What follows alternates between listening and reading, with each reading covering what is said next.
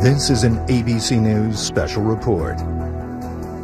And good afternoon to you. I'm Diane Sawyer here with George Stephanopoulos at ABC News headquarters in New York. And we join you at this moment to bring you President Obama's first press conference since his re-election.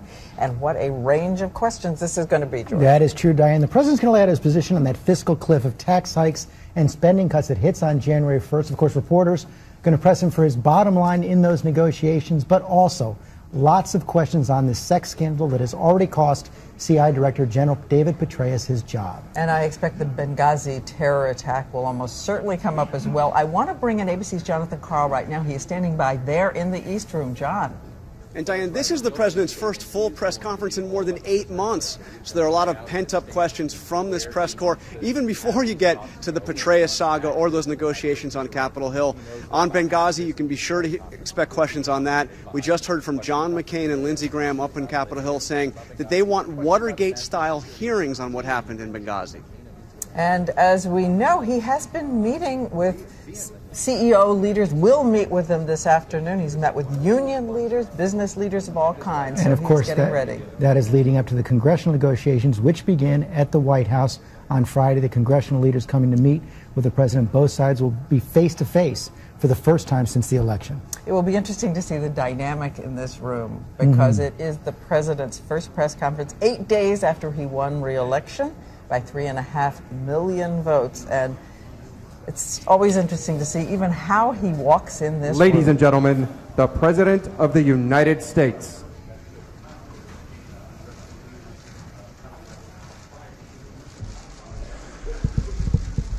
Good afternoon, everybody. Please have a seat. I hear you have some questions for me, but let me just make a few remarks at the top, and then I'll open it up. First of all, I want to reiterate what I said on Friday. Right now, our economy is still recovering from a very deep and damaging crisis, so our top priority has to be jobs and growth. We've got to build on the progress that we've made, because this nation succeeds when we've got a growing, thriving middle class. And that's the idea at the core of the plan that I talked about on the campaign trail over the last year, rewarding manufacturers and small businesses that create jobs here, not overseas, providing more Americans the chance to earn the skills that businesses are looking for right now, keeping this country at the forefront of research, technology, and clean energy, putting people back to work, rebuilding our roads, our bridges, and our schools, and reducing our deficit in a balanced and responsible way. Now, on this last item, we face a very clear deadline that requires us to make some big decisions on jobs, taxes, and deficits by the end of the year. Both parties voted to set this deadline, and I believe that both parties can work together to make these decisions in a balanced and responsible way. Yesterday, I had a chance to meet with labor and civic leaders for their input. Today, I'm meeting with CEOs of some of America's largest companies, and I'll meet with leaders of both parties of Congress before the week is out, because there's only one way to solve these challenges, and that is to do it together. As I've said before, I'm open to compromise and I'm open to new ideas. And I've been encouraged over the past week to hear Republican after Republican agree on the need for more revenue from the wealthiest Americans as part of our arithmetic if we're going to be serious about reducing the deficit. Because when it comes to taxes, there are two pathways available. Option one, if Congress fails to act by the end of this year, everybody's taxes will automatically go up, including the 98% of Americans who make less than $250,000 a year, and the 97% of small businesses who earn less than $250,000 a year. That doesn't make sense. Our economy can't afford that right now. Certainly no middle-class family can afford that right now. And nobody in either party says that they want it to happen. The other option is to pass a law right now that would prevent any tax hike whatsoever on the first $250,000 of everybody's income. And by the way, that means every American, including the wealthiest Americans, get a tax cut. It means that 98% of all Americans and 97% of all small businesses won't see their taxes go up a single dime. The Senate has already passed a law like this. Democrats in the House are ready to pass a law like this. And I hope Republicans in the House come on board too. We should not hold the middle class hostage while we debate tax cuts for the wealthy. We should at least do what we agree on, and that's to keep middle class taxes low. And I'll bring everyone in to sign it right away so we can give folks some certainty before the holiday season. I won't pretend that figuring out everything else will be easy, but I'm confident we can do it, and I know we have to. I know that that's what the American people want us to do. That was the very clear message from the election last week, and that was the message of a letter that I received over the weekend. It came from a man in Tennessee who began by writing that he didn't vote for me, which is okay. But what he said was, even though he didn't give me his vote, he's giving me his support to move this country forward. And he said the same to his Republican representatives in Washington. He said that he'll back each of us, regardless of party, as long as we work together to make life better for all of us. And he made it clear that if we don't make enough progress, he'll be back in touch. So my hope, he wrote, is that we can make progress in light of personal and party principles, special interest groups, and years of business as usual. We've got to work together and put our differences aside. I couldn't say it better myself. That's precisely what I intend to do. And with that, let me open it up for your questions. And I'm going to start off with Ben Feller of AP.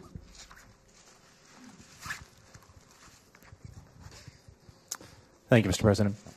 Can you assure the American people that there have been no breaches of national security or classified information in the scandal involving Generals Petraeus and Allen? And do you think that you, as Commander-in-Chief, and the American people should have been told that the CIA chief was under investigation before the election?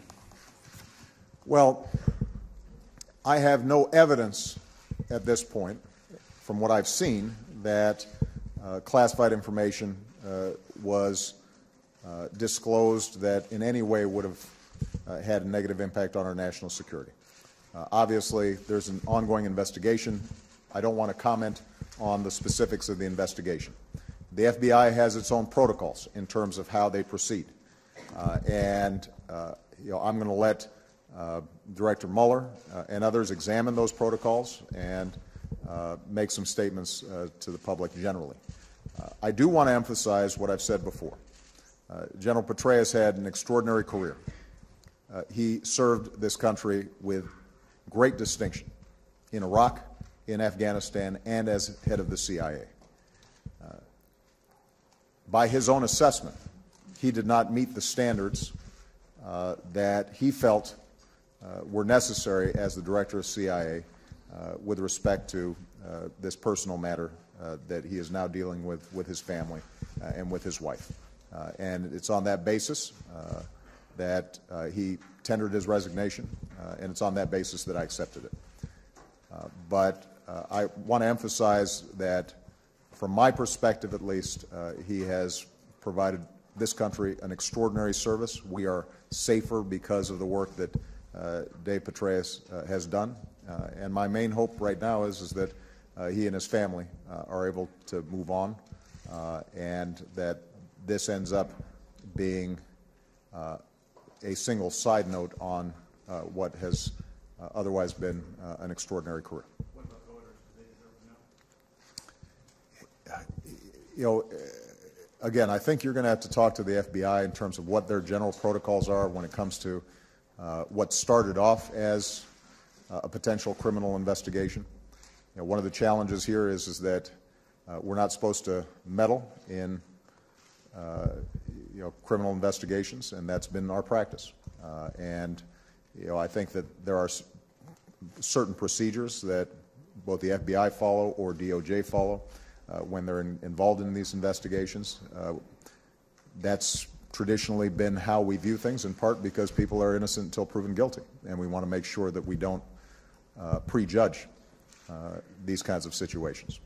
And so my expectation is that they follow protocols that they already established. Good. Jessica Yellen. Where's Jessica? Right there. Mr. President, on the fiscal cliff, 2 years ago, sir, you said that you wouldn't extend the Bush-era tax cuts, but at the end of the day, you did. So, respectfully, sir, why should the American people and the Republicans believe that you won't cave again this time? Well, 2 years ago, the economy was in a different situation. We were still very much in the early parts of recovering from the worst economic crisis since the Great Depression. And ultimately, we came together not only to extend the Bush tax cuts, but also a wide range of policies that were going to be good for the economy at that point. Unemployment insurance extensions, payroll tax extension, all of which made a difference and is part of the reason why what we've seen now is 32 consecutive months of job growth and over 5.5 million jobs created and the unemployment rate coming down. But what I said at the time is what I meant, which is this was a one-time proposition. And what I have told leaders privately as well as publicly is that we cannot afford to extend the Bush tax cuts for the wealthy. What we can do is make sure that middle-class taxes don't go up. And so the most important step we can take right now, and I think the foundation for a deal that helps the economy, creates jobs, gives consumers certainty, which means gives businesses confidence that they're going to have consumers during the holiday season, is if we right away say 98% of Americans are not going to see their taxes go up. 97% of small businesses are not going to see their taxes go up. If we get that in place, we are actually removing half of the fiscal cliff. Half of the danger to our economy is removed by that single step. And what we can then do is shape a process whereby we look at tax reform, which I'm very eager to do. I think we can simplify our tax system. I think we can make it more efficient. We can eliminate loopholes and deductions that have a distorting effect on our economy. I believe that we have to continue to take a serious look at how we reform our entitlements because health care costs continue to be the biggest driver of our deficits. So there is a package to be shaped, and I'm confident that folks of goodwill in both parties can make that happen. But what I'm not going to do is to extend Bush tax cuts for the wealthiest 2% that we can't afford and, according to economists, will have the least positive impact on our economy. You've said that the wealthiest must pay more. Would closing loopholes instead of raising rates for them satisfy you? I think that there are loopholes that can be closed, and we should look at how we can make the process of deductions, the filing process easier, simpler. But when it comes to the top 2%, what I'm not going to do is to extend further a tax cut for folks who don't need it, which would cost close to $1 trillion.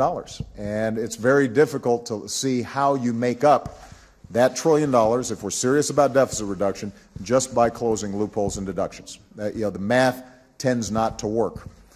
And I think it's important to establish a basic principle that was debated extensively during the course of this campaign. I mean, this shouldn't be a surprise to anybody. This was, if there was one thing that everybody understood was a big difference between myself and Mr. Romney, it was when it comes to how we reduce our deficit, I argued for a balanced, responsible approach, and part of that included making sure that the wealthiest Americans pay a little bit more. I think every voter out there understood that that was an important debate, and the majority of voters agreed with me. By the way, more voters agreed with me on this issue than voted for me. So we've got a clear majority of the American people who recognize if we're going to be serious about deficit reduction, we've got to do it in a balanced way. The only question now is, are we going to hold the middle class hostage in order to go ahead and let that happen? Or can we all step back and say, here's something we agree on. We don't want middle class taxes to go up. let's go ahead and lock that in. That will be good for the economy. It will be good for consumers. It will be good for businesses. It takes the edge off the fiscal cliff. And let's also then commit ourselves to the broader package of deficit reduction that includes entitlement changes, and it includes potentially tax reform, as well as I'm willing to look at additional work that we can do on the discretionary spending side. So I want a big deal. I want a comprehensive deal. I want to see if we can, at least for the foreseeable future, provide certainty to businesses and the American people so that we can focus on job growth, so that we're also investing in the things that we need. But right now, what I want to make sure of is that taxes on middle-class families don't go up, and there's a very easy way to do that. We could get that done by next week. Okay.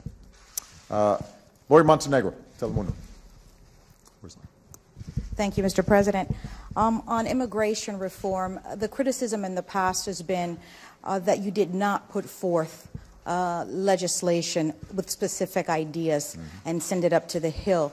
This time around, you have said again that this will be one of the top priorities for a second term. Will you then send legislation to the Hill? And exactly what do you envision is broad immigration reform? Does that include a legalization program? And also, what lessons, if any, did Democrats learn from this last election and the Latino vote? Well, I think what was incredibly encouraging was to see a significant increase in Latino turnout. This is the fastest growing group in the country, and historically what you've seen is Latino vote at lower rates than the broader population, and that's beginning to change. You're starting to see a sense of empowerment and civic participation that I think is going to be powerful and good for the country. And it is why I'm very confident that we can get immigration reform done. Before the election, I had given a couple of interviews where I predicted that the Latino vote was going to be strong and that would cause some reflection on the part of Republicans about their position on immigration reform. I think we're starting to see that already. I think that's a positive sign. This has not historically been a partisan issue. We've had President Bush and John McCain and others who have supported comprehensive immigration reform in the past. So we need to seize the moment. And my expectation is that we get a bill introduced and we begin the process in Congress very soon after my inauguration. And in fact, some conversations I think are already beginning to take place among senators and congressmen and my staff about what would this look like. And when I say comprehensive immigration reform, it is very similar to the outlines of previous efforts at comprehensive immigration reform. I think it should include a continuation of the strong border security measures that we've taken, because we have to secure our borders. I think it should contain serious penalties for companies that are purposely hiring undocumented workers and taking advantage of them.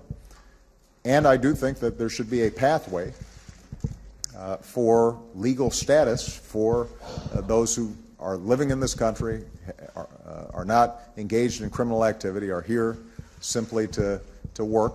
It's important for them to pay back taxes. It's important for them to learn English. It's important for them to potentially pay a fine.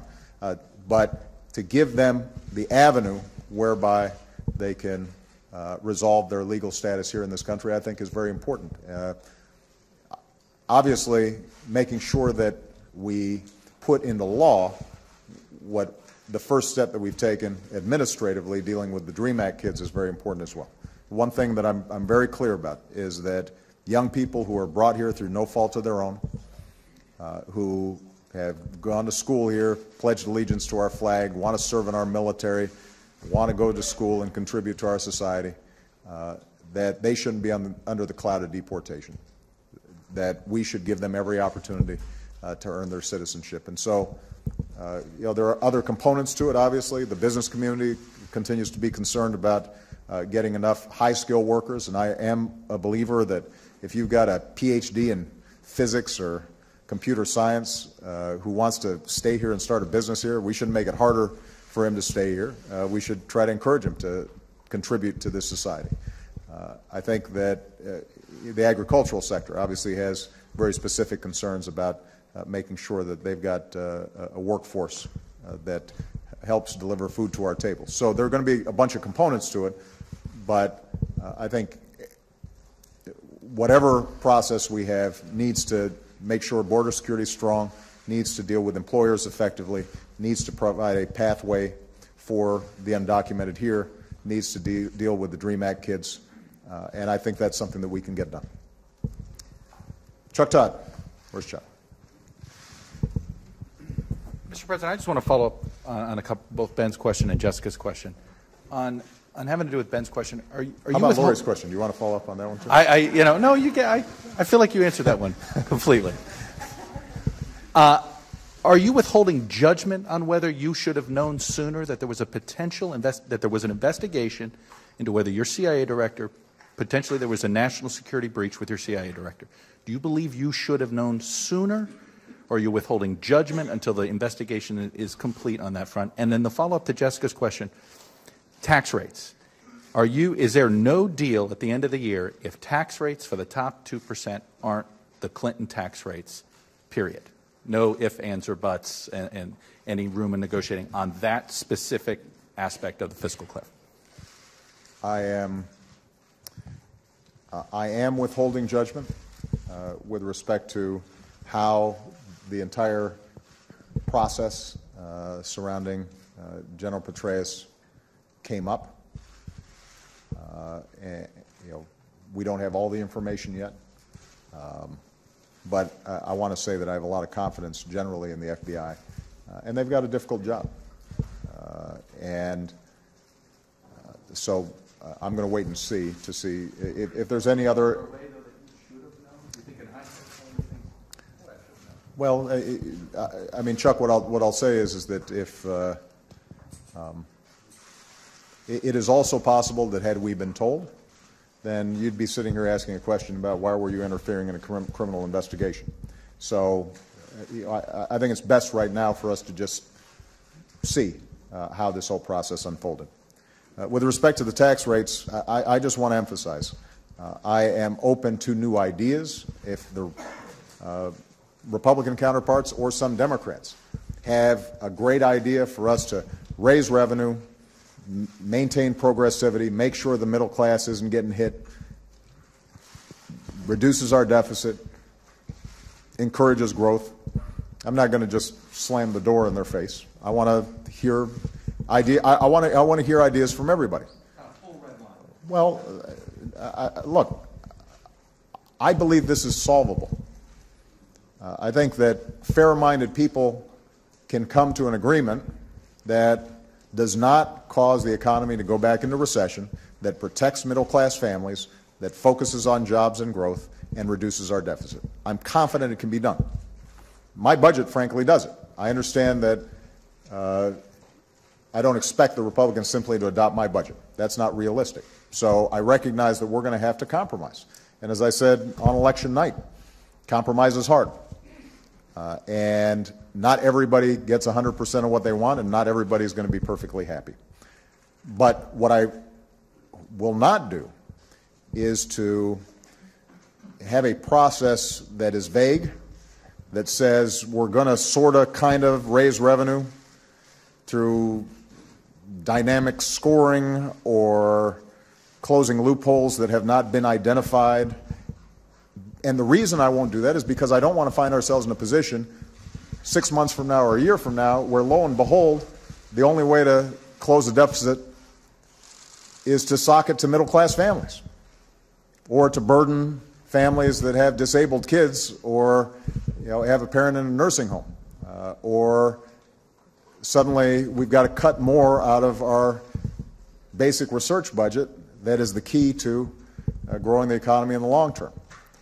So that's my concern. I'm less concerned about red lines per se. What I'm concerned about is not finding ourselves in a situation where the wealthy aren't paying more or aren't paying as much as they should. Middle-class families, one way or another, are making up the difference. That's the kind of status quo that has been going on here too long, and that's exactly what I argued against during this campaign. And if there's one thing that I'm pretty confident about is the American people understood what they were getting when they gave me this incredible privilege of being in office for another 4 years. They want compromise, they want action, but they also want to make sure that middle-class folks aren't bearing the entire burden and sacrifice when it comes to some of these big challenges. They expect that folks at the top are doing their fair share as well, and that's going to be my guiding principle during these negotiations, but more importantly during the next 4 years of my administration. Nancy Cordes. Mr. President, on election night, you said that you were looking forward to speaking with Governor Romney, sitting down in the coming weeks to discuss ways that you could work together on this nation's problems. Have you extended that invitation? Has he accepted? And in what ways do you think you can work together? We haven't scheduled something yet. I think everybody forgets that the election was only a week ago, and I know I've forgotten. I forgot on Wednesday. I think everybody needs to catch their breath. I'm sure that Governor Romney is spending some time with his family. And my hope is before the end of the year, though, that we have a chance to sit down and talk. There are certain aspects of Governor Romney's record and his ideas that I think could be very helpful. To give you one example, I do think he did a terrific job running the Olympics. And that skill set of trying to figure out how do we make something work better applies to the federal government. There are a lot of ideas that I don't think are partisan ideas, but are just smart ideas about how can we make the federal government more customer friendly, how can we make sure that we're consolidating programs that are duplicative, how can we eliminate additional waste. He presented some ideas during the course of the campaign that I actually agree with, and so it'd be interesting to talk to him about something like that. There may be ideas that he has with respect to jobs and growth that can help middle-class families that I want to hear. So, I'm not either prejudging what he's interested in doing, nor am I suggesting I've got some specific assignment. But what I want to do is to get ideas from him and see if there's some ways that we can potentially work together. When it comes to your relationships with Congress, one of the most frequent criticisms we've heard over the past few years from members on both sides is that you haven't done enough to reach out and build relationships. Are there concrete ways that you plan to approach your relationships with Congress in a second term? Look, I think there's no doubt that I can always do better. And so I will examine ways that I can make sure to communicate my desire to work with everybody, so long as it's advancing the cause of strengthening our middle class and improving our economy. I've got a lot of good relationships with folks both in the House and the Senate. I have a lot of relationships on both sides of the aisle. It hasn't always manifested itself in the kind of agreements that I'd like to see between Democrats and Republicans. And so I think all of us have responsibilities to see if there are things that we can improve on. And I don't exempt myself from needing to do some self-reflection and see if I can improve our working relationship. There are probably going to be still some very sharp differences. And as I said during the campaign, there are going to be times where there are fights, and I think those are fights that need to be had. But what I think the American people don't want to see is a focus on the next election instead of a focus on them. And I don't have another election. And Michelle and I were talking last night about what an incredible honor and privilege it is to be put in this position. And there are people all across this country, millions of folks, who worked so hard to help us get elected, but there are also millions of people who may not have voted for us, but are also counting on us. And we take that responsibility very seriously. I take that responsibility very seriously. And I hope and intend to be an even better president in the second term than I was in the first. Jonathan Karl.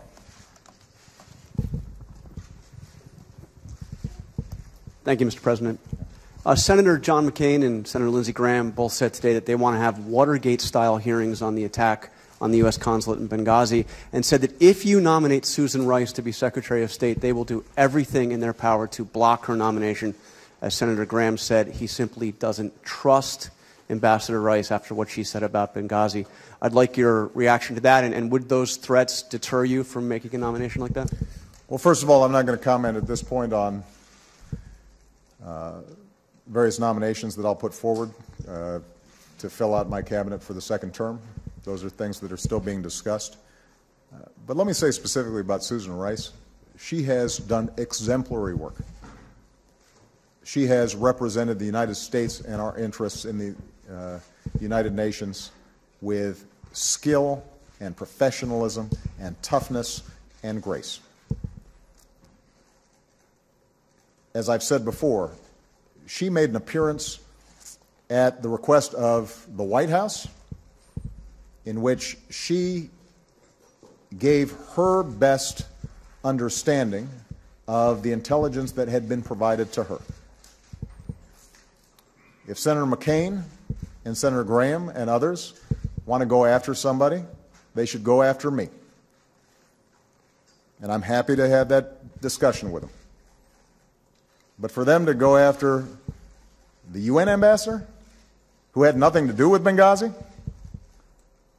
and was simply making a presentation based on intelligence that she had received, and to besmirch her reputation,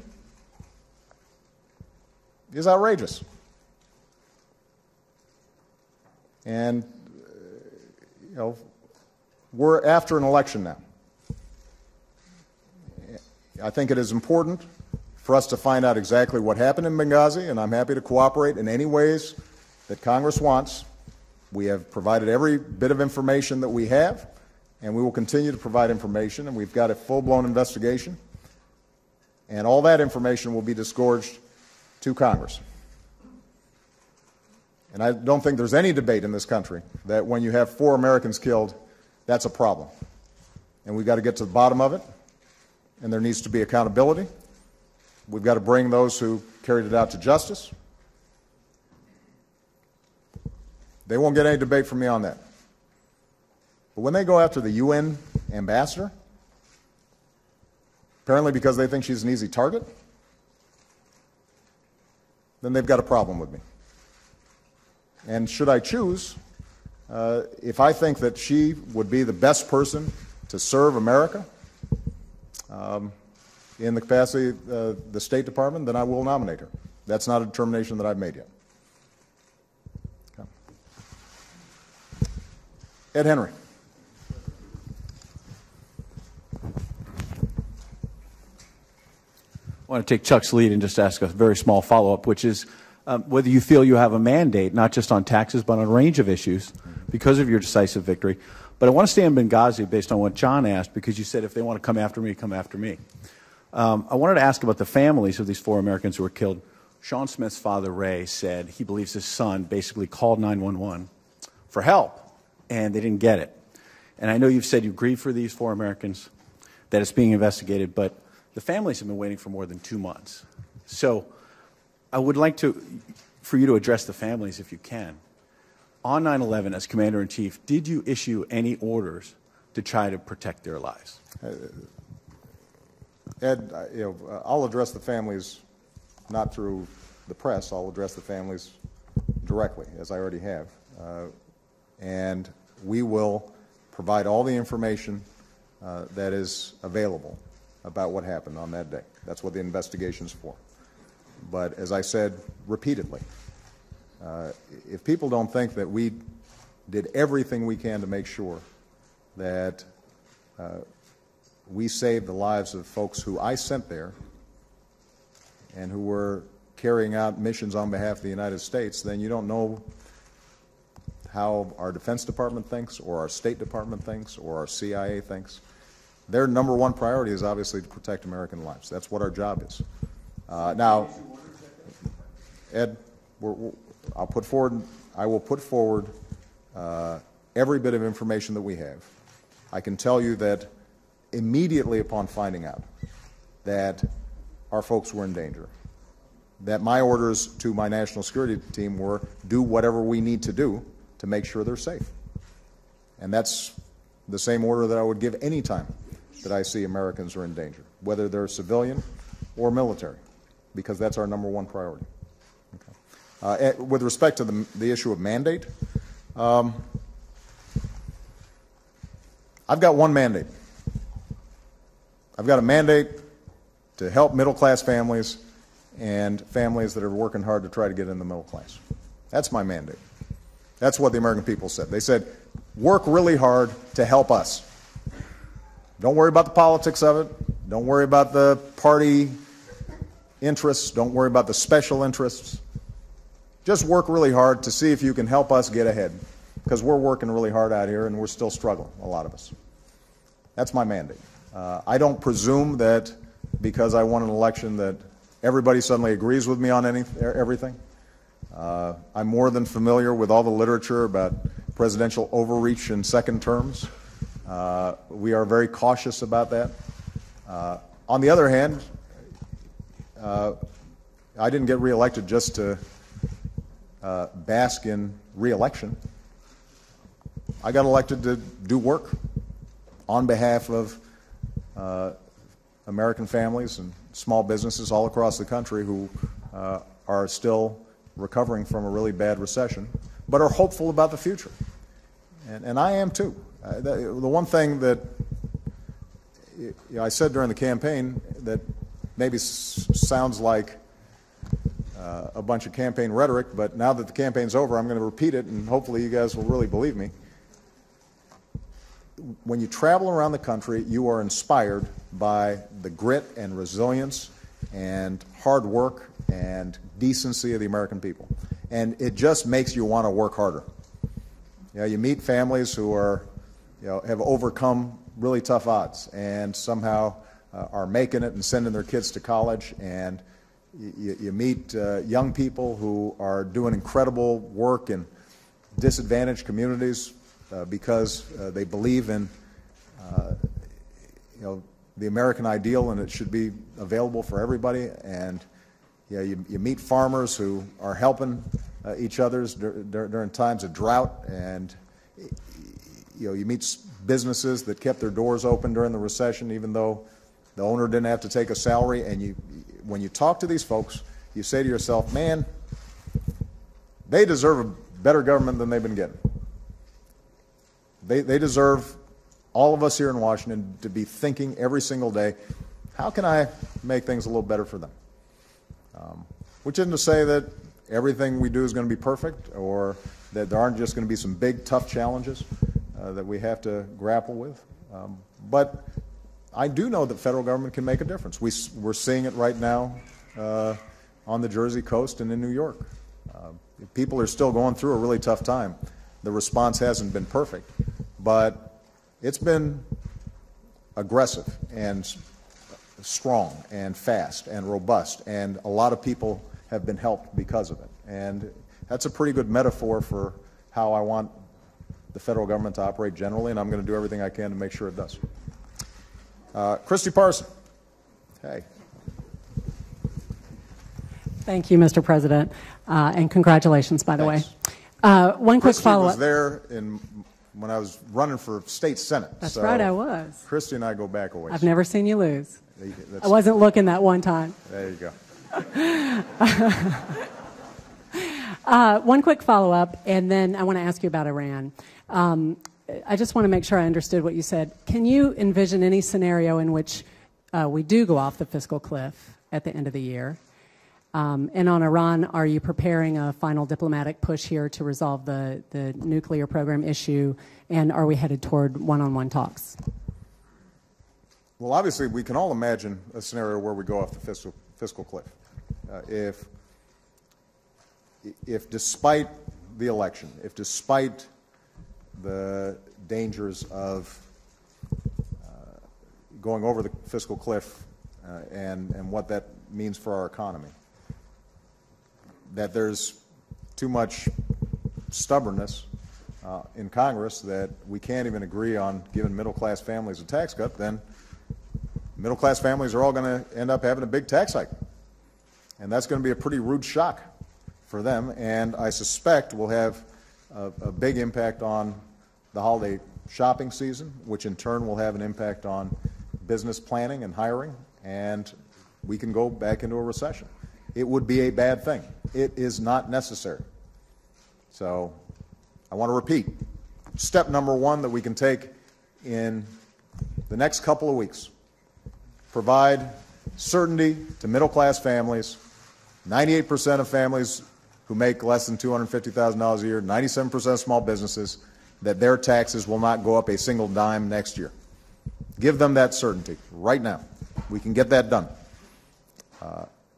We can then set up a structure whereby we are dealing with tax reform, closing deductions, closing loopholes, simplifying, dealing with entitlements, and I'm ready to, and willing to make big commitments to make sure that we're locking in the kind of deficit reductions that stabilize our deficit, start bringing it down, start bringing down our debt. I'm confident we can do it. And look, I've been living with this for a couple of years now. I know the math pretty well, and it really is arithmetic. It's not calculus. There are some tough things that have to be done, but there's a way of doing this that does not hurt middle-class families, that does not hurt our seniors, doesn't hurt families with disabled kids, allows us to continue to invest in those things that make us grow, like basic research and education, helping young people afford going to college. As we've already heard from some Republican commentators, a modest tax increase on the wealthy is not going to break their backs. They'll still be wealthy, and it will not impinge on business investment. So we know how to do this. This is just a matter of whether or not we come together and go ahead and say, Democrats and Republicans, we're both going to hold hands and do what's right for the American people. And I hope that's what happens. With respect to Iran, I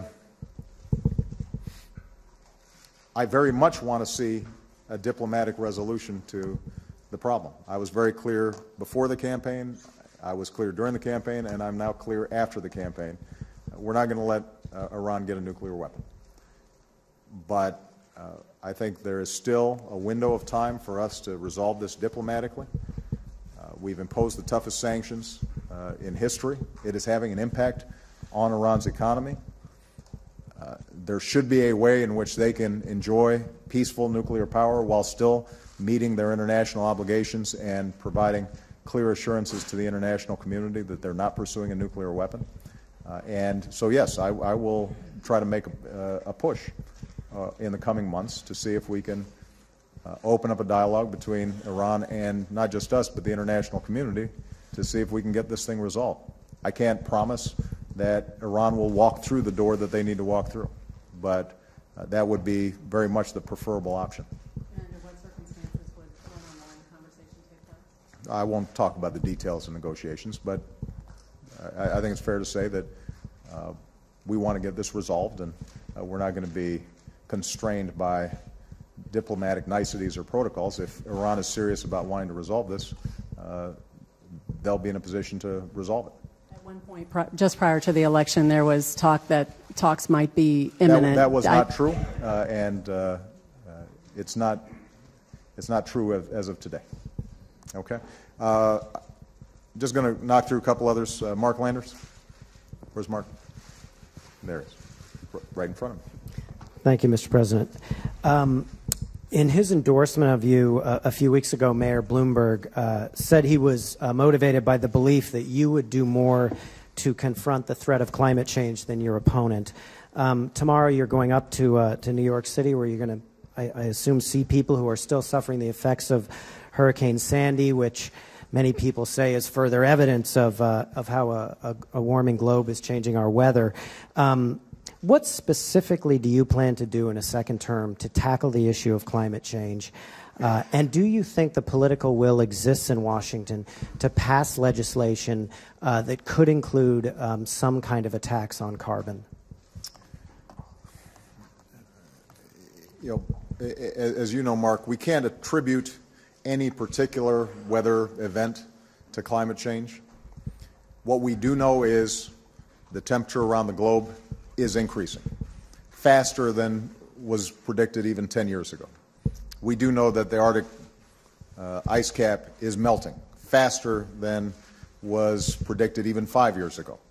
We do know that there have been extraordinarily there have been an extraordinarily large number of severe weather events here in North America, but also around the globe. And I am a firm believer that climate change is real, that it is impacted by human behavior and carbon emissions. And as a consequence, I think we've got an obligation to future generations to do something about it. Now, in my first term, we doubled fuel efficiency standards on cars and trucks. That will have an impact. That will take a lot of carbon out of the atmosphere.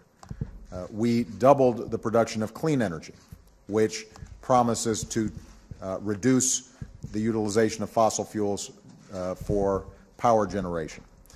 And we continue to invest in potential breakthrough technologies that could further remove carbon from our atmosphere. But we haven't done as much as we need to. So what I'm going to be doing over the next several weeks, next several months, is having a conversation, a wide-ranging conversation with scientists, engineers, and elected officials to find out what more can we do to make short-term progress in reducing carbons, and then working through an education process that I think is necessary, a discussion, a conversation across the country about what realistically can we do long-term to make sure that this is not something we're passing on to future generations that's going to be very expensive and very painful to deal with. I don't know what either Democrats or Republicans are prepared to do at this point, because this is one of those issues that's not just a partisan issue. I also think there are regional differences. There's no doubt that for us to take on climate change in a serious way would involve making some tough political choices. And understandably, I think the American people right now have been so focused and will continue to be focused on our economy and jobs and growth that if the message is somehow we're going to ignore jobs and growth simply to address climate change, I don't think anybody's going to go for that. I won't go for that.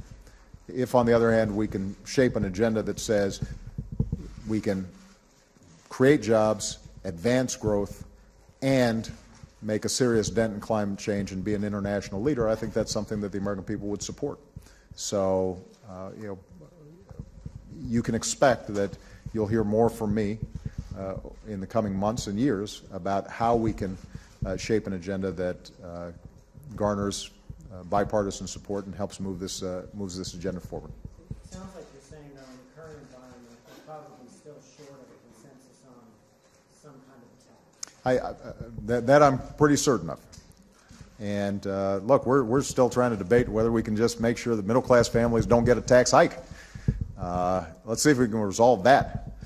That should be easy.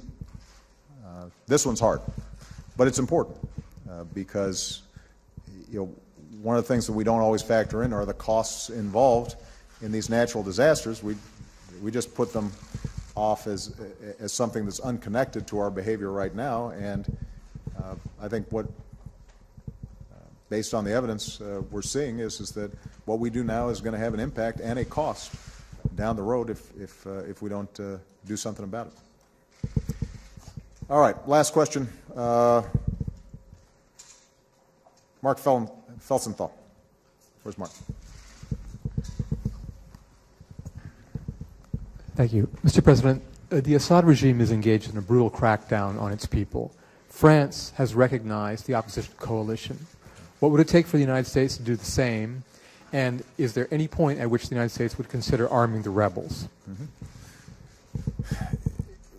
You know, I was one of the first leaders, I think, around the world to say Assad had to go in response to the incredible brutality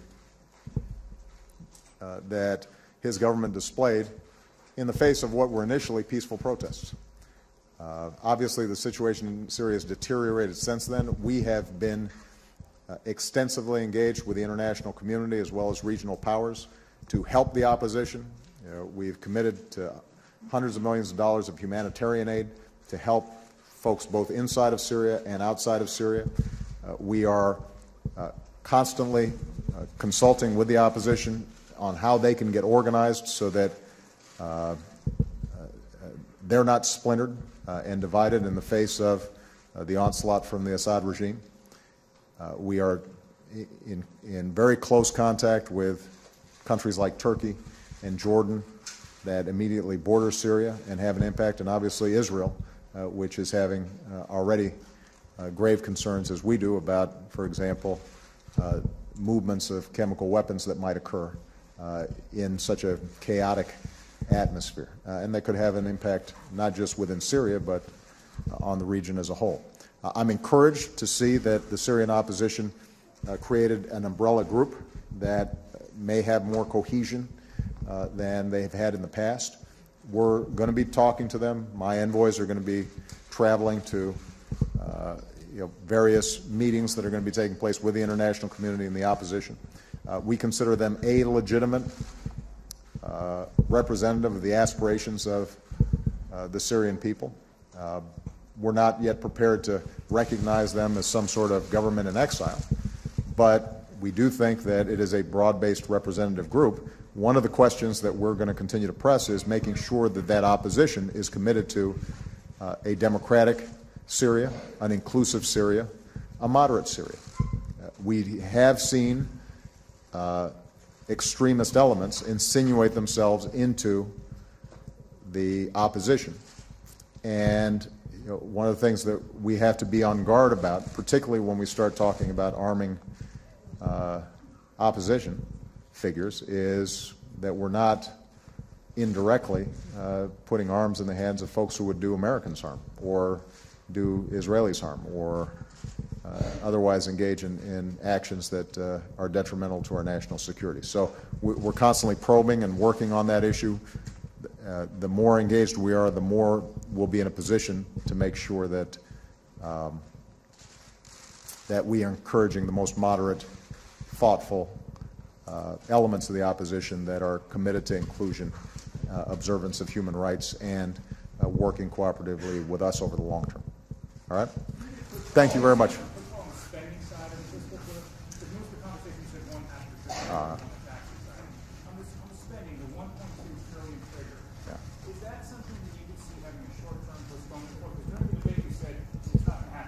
You know what he's being asked? That was a great question, but it would be a horrible precedent for me to answer your question just because you yelled it out. So, thank you very much, guys.